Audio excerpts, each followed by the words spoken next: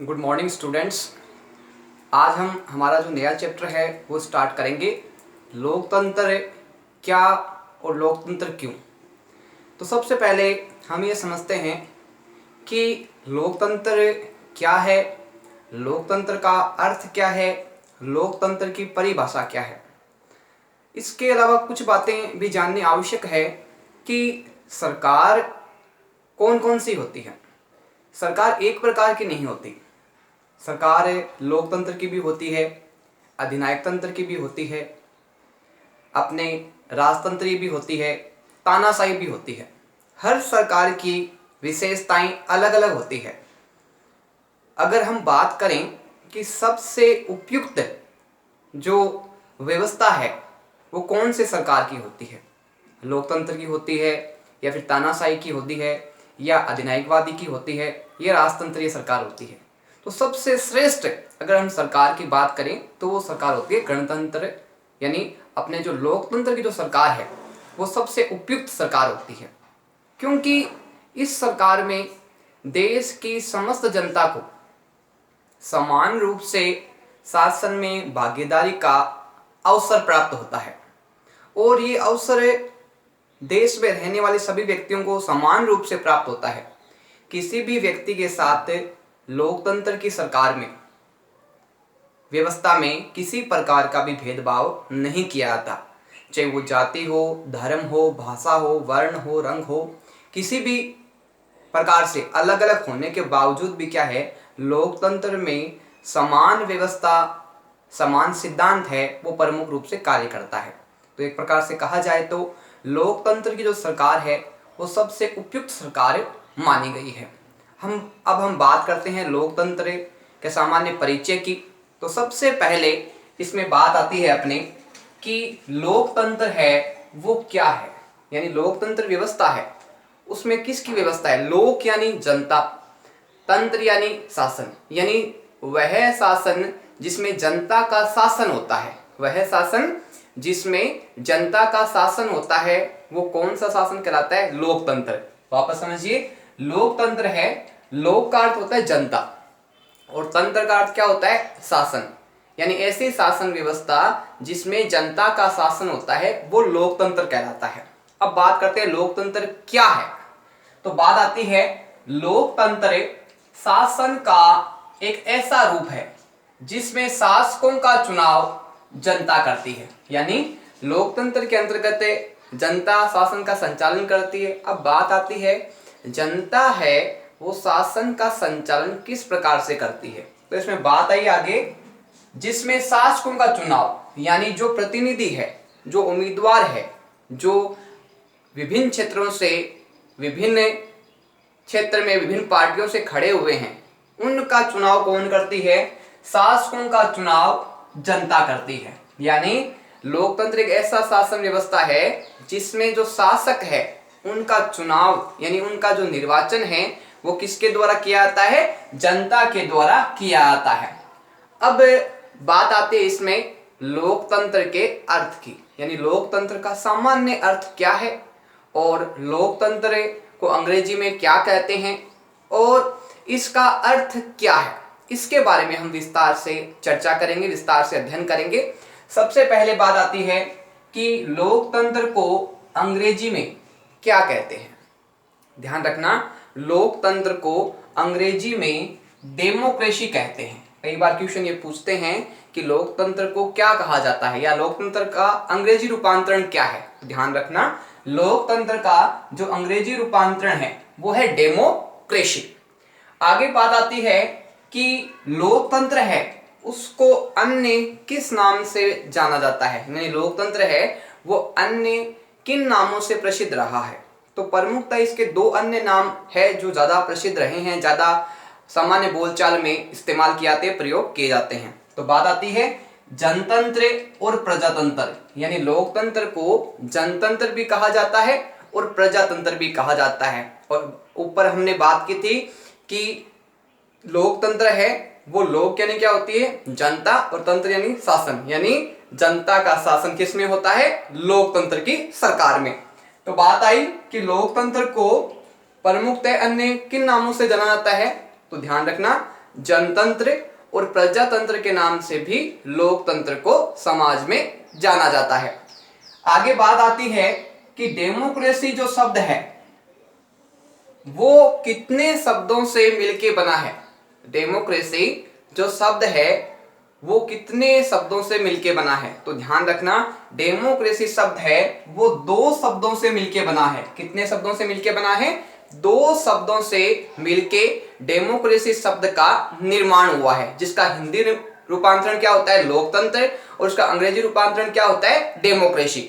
और डेमोक्रेसी है वो कितने शब्दों से मिलके बना है? तो ध्यान रखना, डेमोक्रेसी शब्द का जो निर्माण हुआ है वो 2 शब्दों से मिलके हुआ है। बात आगे आती है कि हम 2 शब्द हैं डेमोक्रेसी के, वो कौन कौन से हैं?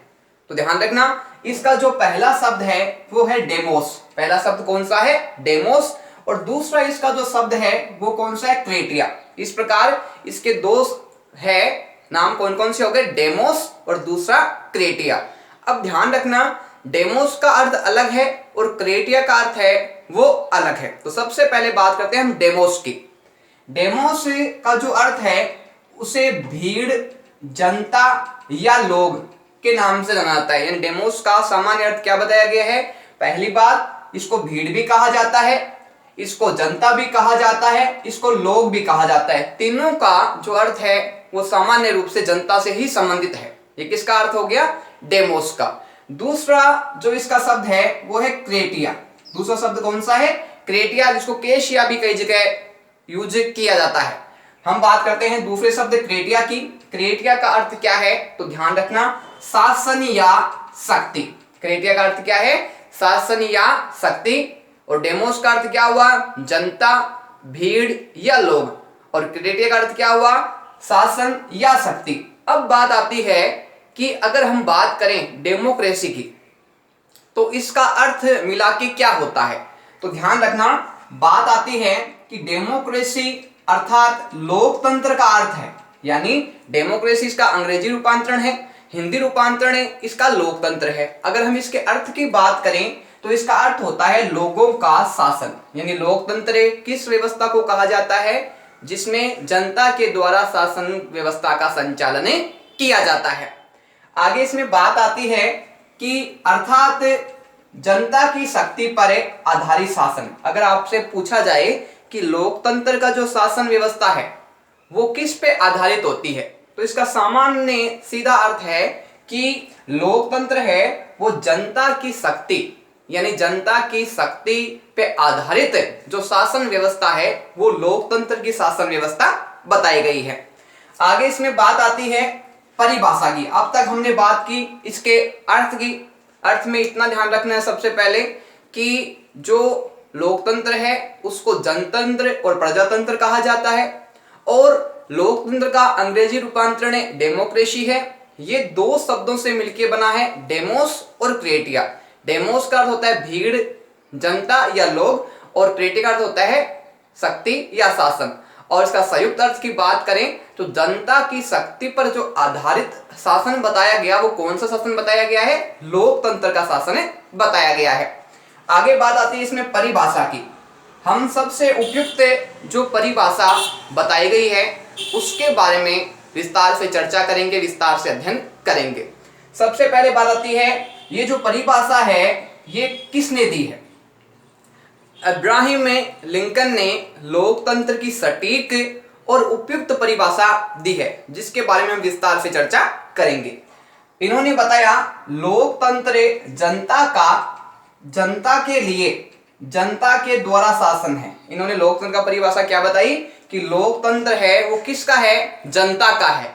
और किसके लिए है? जनता के लिए है। और किसके द्वारा शासन है? जनता के द्वारा शासन है। तो सबसे उपयुक्त जो परिभाषा बताई गई है लोकतंत्र की वो अब्राहम लिंकन के अनुसार बताई गई है कि लोकतंत्र जनता के लिए और जनता के द्वारा शासन है। अब ध्यान रखना कि ये जो लोकतंत्र है इसमें सबसे उपयुक्त शासन व्यवस्था लोकतंत्र को माना गया है। और जो भारत है उसमें भी क्या है? लोकतंत्र की व्यवस्था को अपनाया गया है और सभी देश में रहने वाले निवासियों को समान माना गया है। उनके साथ किसी भी प्रकार का किसी भी प्रकार से भेदभाव है वो नहीं किया गया है। अब बात आती है लोकतंत्र की विशेषताओं की। लोकतंत्र है उसके गुण कौन से हैं, उसकी विशेषताएं कौन सी है, उसके लक्षण कौन से हैं, इसके बारे में हम विस्तार से चर्चा करेंगे, विस्तार से अध्ययन करेंगे। तो सबसे पहले जो लोकतंत्र का जो गुण आता है वो आता है अपना जनता का शासन। हमने ऊपर बात की थी अर्थ में कि लोकतंत्र है वो किसका शासन है, जनता का शासन है, को लोकतंत्र का शासन बताया गया है। सबसे पहली बात आती है लोकतंत्र संपूर्ण जनता का शासन है। लोकतंत्र में किसी एक धर्म के, किसी एक जाति के, किसी एक वर्ग के लोगों को सम्मिलित नहीं किया जाता। लोकतंत्र में क्या है कि संपूर्ण जनता यानी देश में रहने वाले संपूर्ण निवासियों को लोकतंत्र में सम्मिलित किया गया है और उनको किसी प्रकार से अलग नहीं रखा गया है। आगे इसमें बात आती है जनता अर्थात प्रत्येक व्यक्ति की शासन में भागीदारी। लोकतंत्र में प्रत्येक व्यक्ति की क्या है, शासन में सहभागिता होती है, यानी प्रत्येक व्यक्ति लोकतंत्र में अपना पर्याप्त योगदान देता है। ये नहीं है कि किसी एक स्थान पर रहने वाले लोग लोकतंत्र में सम्मिलित होते हैं, किसी एक राज्य में रहने वाले लोग लोकतंत्र में सम्मिलित होते हैं, यानी देश में रहने वाले प्रत्येक व्यक्ति चाहे वो किसी भी स्थान पे रहे, चाहे वो गांव में रहता हो, शहर में रहता हो, नगर में रहता हो, महानगर में रहता हो, समस्त व्यक्ति की जो भागीदारी है, सहभागिता है, वो किस में होती है, लोकतंत्र में बताई गई है। आगे बात आती है यह किसी भाषा, धर्म, जाति, संस्कृति से संबंधित नहीं है। अब बात आती है कि लोकतंत्र की जो सरकार है, लोकतंत्र की जो शासन व्यवस्था है, क्या इसका संबंध किसी धर्म से है क्या, धर्म पे आधारित शासन लोकतंत्र का शासन है क्या, या किसी जाति से संबंधित है क्या, या किसी संस्कृति से संबंधित है क्या। तो ध्यान रखना लोकतंत्र में किसी जाति, धर्म, संस्कृति और भाषा को महत्व नहीं दिया जाता। लोकतंत्र के लिए में सभी धर्म, भाषा, संस्कृति, विचार सभी क्या है, समान है। और समानता के कारण क्या है कि ये जो इसकी प्रमुख जो हेडिंग आई, प्रमुख बिंदु आया कि लोकतंत्र का जो शासन है वो जनता का शासन है, यानी जनता की भागीदारी इस व्यवस्था में समान रूप से हमें देखने को मिलती है। अब बात करते हैं हमें इसके दूसरे प्रमुख बिंदु की। लोकतंत्र का दूसरा प्रमुख गुण या विशेषता कौन सी है। तो दूसरा जो इसका विशेषता बताई गई है, गुण बताया गया है, वो है जनता के प्रति उत्तरदायी। अब लोकतंत्र का जो शासन है वो जनता के प्रति उत्तरदायी कैसे हुआ। तो उत्तरदायी होने का प्रमुख कारण क्या है कि जैसा अब्राहम लिंकन ने बताया था, लोकतंत्र जनता के लिए, जनता के द्वारा शासन है, यानी लोकतंत्र में सहभागिता किसकी होती है, जनता की। तो शासक है यानी जो सरकार है वो भी किसके प्रति उत्तरदायी होगी, जनता के प्रति उत्तरदायी होती है। तो आगे समझने का प्रयास करते हैं इनको। शासक जनता के प्रति उत्तरदायी यानी जिन उम्मीदवारों को, जिन प्रतिनिधियों को जनता ने चुना, वो चुने हुए प्रतिनिधि किसके प्रति जिम्मेदार होते हैं, किसके प्रति उत्तरदायी होते हैं, किसके प्रति जवाबदेह होते हैं। तो ध्यान रखना कि जनता के द्वारा चुने हुए प्रतिनिधि किसके प्रति उत्तरदायी होंगे, शासक है वो जनता के प्रति उत्तरदायी होंगे, क्योंकि जनता ने उन शासकों को चुना है, इसलिए वह प्रतिनिधि, वह उम्मीदवार जो चुन के गए हैं वो जनता के प्रति हर बात के लिए क्या होते हैं, जवाबदेह होते हैं, उत्तरदायी होते हैं। आगे बात आती है जनता सरकार को परिवर्तित कर सकती है।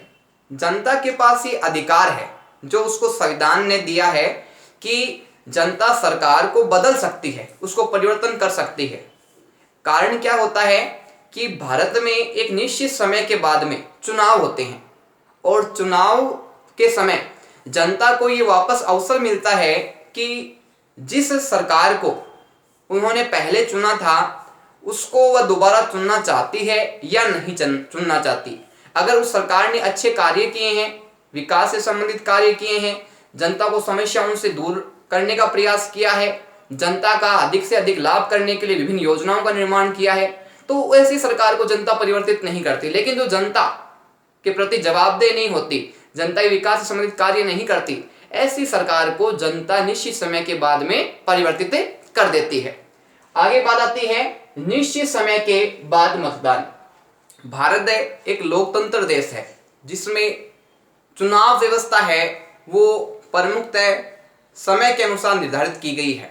भारत में एक निश्चित समय के बाद में चुनाव होते हैं और चुनाव होने का प्रमुख कारण क्या होता है कि कोई भी सरकार है वो तानाशाही न हो सके, वो जनता के प्रति जवाबदेह है, वो लगातार बनी रहे। क्योंकि अगर सरकार को ये बात पूर्णतः निश्चित हो जाएगी कि उसको कोई हटा नहीं सकता, उसको कोई परिवर्तन नहीं कर सकता, तो वो सरकार है उत्तरदायी नहीं रहेगी। उसके मन में एक भय होना चाहिए, एक आशंका रहनी चाहिए कि अगर हम अच्छे कार्य नहीं करेंगे, समस्याओं को दूर नहीं करेंगे, तो हमें दोबारा वापस शासन करने का अधिकार नहीं मिलेगा। और जब वापस चुनाव होगा तो जनता हमें वापस से सरकार के रूप में है वो शक्ति नहीं देगी और हमें क्या है, अपना पद है वो छोड़ना पड़ेगा।